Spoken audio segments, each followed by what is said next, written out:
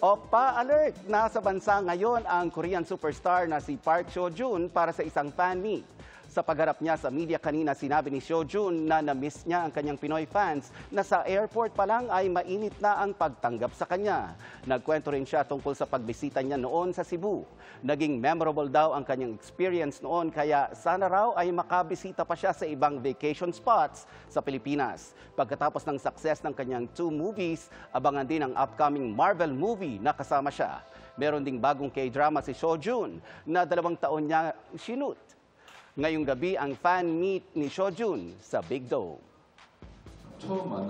I can never forget the faces of my fans when it's the first time to be able to meet them and the time we get to say goodbye and wish for the next time we meet again.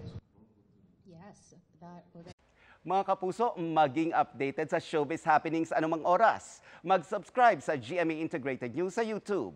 Para sa mga kapuso abroad, bisitahin ang GMA Pinoy TV at www.gmanews.tv.